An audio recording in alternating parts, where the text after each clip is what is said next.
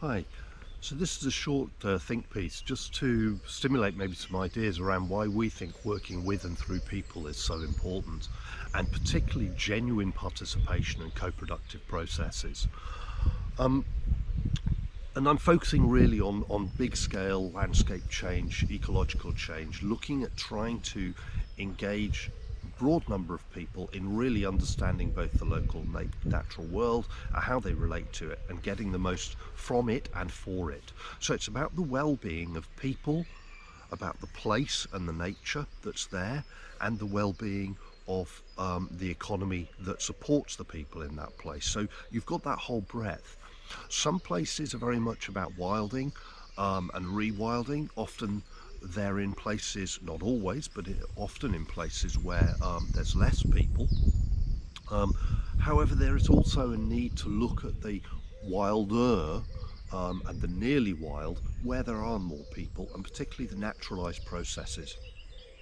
And it's not about just parachuting in with an ideal of what happens in and how nature could work if people weren't there.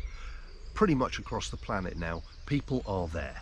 So it's not about just saying, well, you do it without people.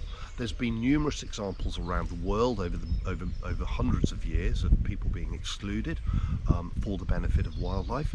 That's had really mixed results and a lot of issues for people over many years post the clearance or movement of them out of an area, or the fencing off of a key resource, or the exclusion in certain ways. That's caused a lot of economic and social problems. In some places it's caused severe hunger. It's not really a long-term solution, and it only works anyway as long as the area is policed, and as soon as that stops, then the problems begin again. What we've got to do is find ways that we as a group of people can live in more naturalised systems, and wilding needs to be a key part of that, but it's not obviously the only part of it. We still need productive systems as well, and we still need to look at how can we make those productive systems more naturalised? How can we get them to work with the ecological system, not against it? If we work co-productively with people, we come up with so many more opportunities. Outsiders often come in with new ideas, new ways of working, sometimes new finance, but they don't necessarily know the area incredibly well. Local people often know the area very well, not necessarily, but many of particularly those who work with the land and the natural resource, they may have been working it through generations. They've got a real understanding. They see it every day. Bringing all that knowledge together is when things really start to work. And the same is true when you're working with organisations. Each individual organisation, each government body, each charity, each community group has got its own interest areas. In a co-productive and participatory approach, you come in and collectively agree, we have an issue here, we have a problem of biodiversity loss, we have a problem of climate change, we have other environmental issues we need to try and resolve. But we also have a lot of really good stuff happening.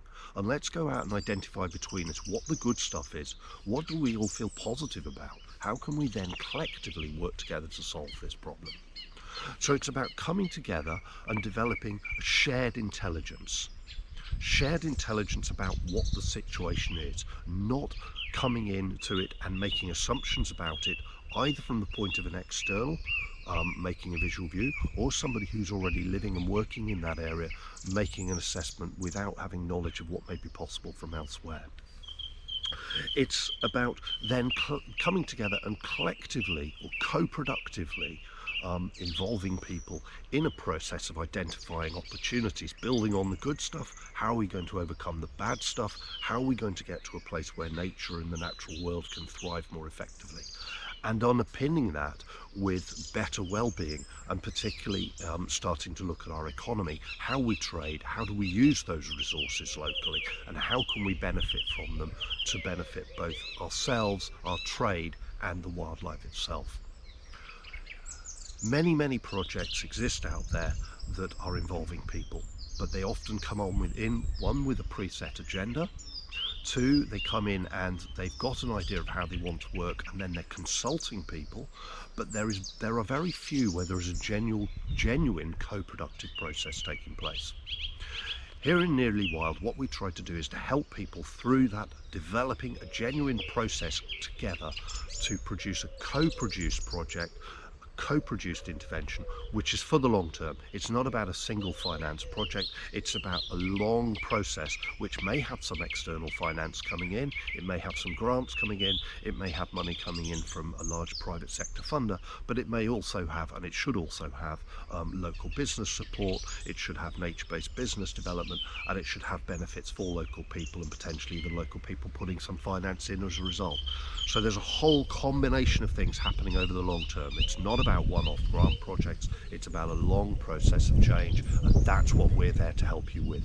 Help you with the strategic, help you with the designing the engagement, bringing the right people in to help you with those processes along the way, and particularly at the end of the day, working for large-scale change for the benefit of nature and people along that route.